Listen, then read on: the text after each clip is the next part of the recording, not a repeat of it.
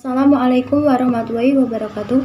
Perkenalkan, nama saya Risma Noviadi Astuti, NIM 4219030 dari Prodi Perbankan Syariah Fakultas Ekonomi dan Bisnis Islam IAIN Pekalongan. Di sini saya akan menjelaskan tentang ayat dan hadis ekonomi tentang produksi. Baik, langsung saja ke poin yang pertama, yaitu pengertian produksi. Produksi merupakan kegiatan yang menciptakan manfaat atau utility baik di masa kini maupun di masa mendatang. Produksi tidak berarti menciptakan sesuatu yang tidak ada, melainkan membuat barang-barang menjadi berguna. Kegiatan produksi merupakan mata rantai dari kegiatan konsumsi dan distribusi. Kegiatan produksilah yang menghasilkan barang dan jasa dan kemudian dikonsumsi oleh konsumen. Tanpa kegiatan produksi, kegiatan ekonomi tidak akan berjalan. Poin yang kedua yaitu pentingnya produksi. Pentingnya produksi dalam kehidupan manusia yaitu untuk meningkatkan kesejahteraan manusia di muka bumi. Poin yang ketiga, tujuan produksi. Yang pertama, menciptakan kemaslahatan atau kesejahteraan individu dan kesejahteraan kolektif. 2. Memenuhi segala kebutuhan manusia. 3. Memproduksi barang dan jasa yang halal pada setiap tahapan produksi. 4. Mencegah kerusakan di muka bumi termasuk membatasi polusi, memelihara keserasian dan ketersediaan sumber daya alam. 5. Memenuhi kebutuhan individu dan masyarakat serta mencapai kemakmuran. 6. Memperhatikan tujuan kemandirian umat. 7. Meningkatkan kualitas sumber daya manusia, baik kualitas spiritual maupun mental dan fisik. Menurut Captra, tujuan produksi adalah memenuhi tujuan individu dan menjamin setiap orang mempunyai standar hidup manusiawi. Poin yang keempat yaitu optimalisasi produksi. Yang pertama, memfungsikan sumber daya insani mencapai kondisi full bekerja dan berkarya. Yang kedua, memproduksi kebutuhan daruriyat, kebutuhan hajiiyat, baru kemudian kebutuhan tahsiniyat secara profesional. Poin yang kelima, kegiatan produksi yang terlarang. Yang pertama, terlibat dalam kegiatan yang dilarang seperti spekulasi, meminjam uang dengan bunga. Yang kedua, menerapkan strategi pasar yang menghambat perusahaan lain untuk masuk dalam bentuk monopoli. Yang ketiga, tidak mengikuti aturan yang ada dalam tindakan hanya sebagai penjual dan pembeli barang. Yang keempat, kegiatan pemerasan, diskriminasi, dan pembatasan kegiatan perdagangan. Contoh lain dari kegiatan produksi yang terlarang yaitu dalam Islam, memproduksi atau menjual darah dan penjualan anjing, pelacuran, dan perdukunan. Sebagaimana dijelaskan dalam Quran Surat An-Nisa ayat 29. Bismillahirrahmanirrahim. Ya ayyuhalladzina amanu la taqulu amwalakum bainakum bil batili illa an takuna tijaratan an taradi minkum wala taqtulu anfusakum innallaha kana bikum rahima.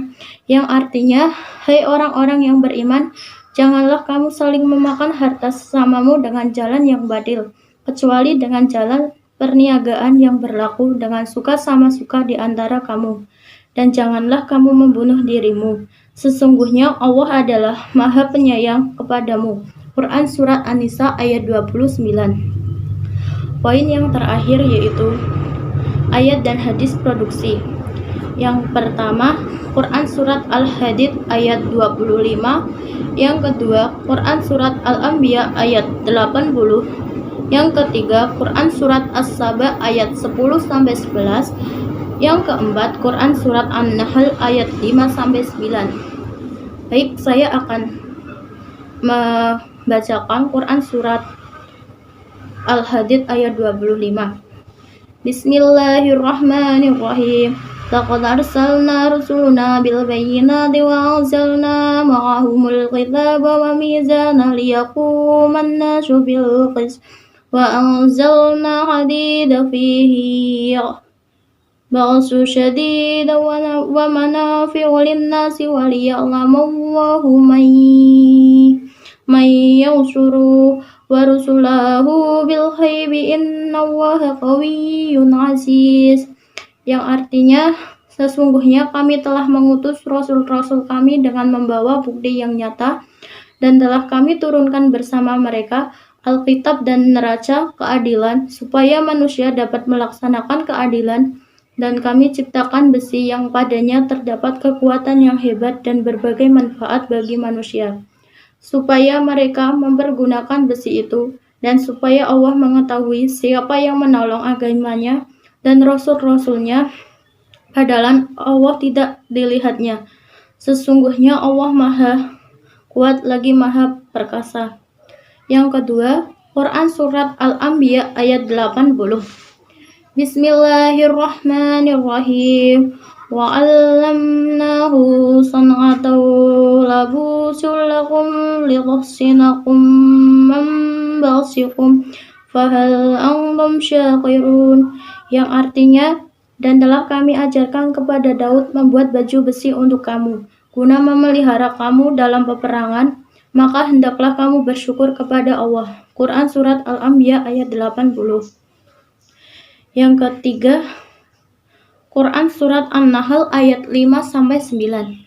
Bismillahirrahmanirrahim.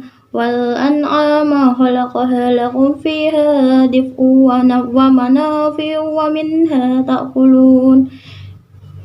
Walakum fiha jamalun hina turihuna wa hina tasrahun wa tahmilu anqalakum ila baladin lam takunu balighi illa bisyiqa anfus inna rabbikum lara'ufur rahim.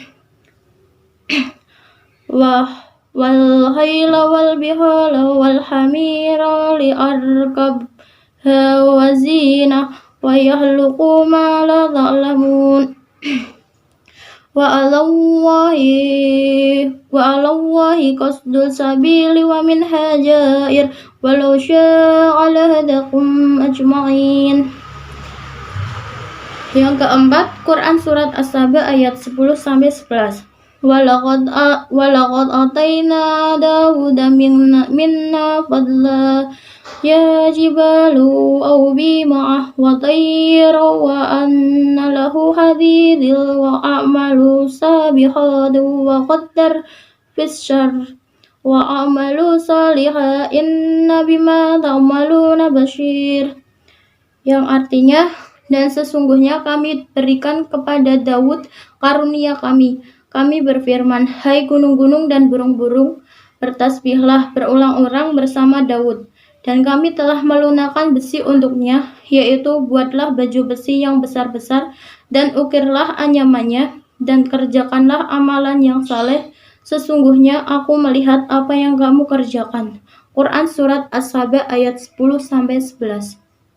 Dan yang terakhir, hadis riwayat tentang produksi yang diriwayatkan oleh Muslim.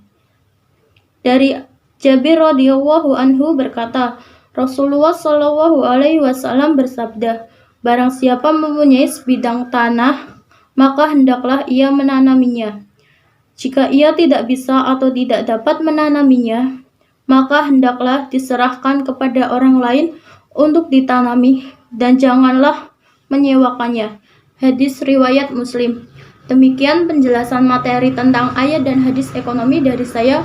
Kurang lebihnya mohon maaf. Wallahul muwaffiq ila aqwamit thoriq. Wassalamualaikum warahmatullahi wabarakatuh.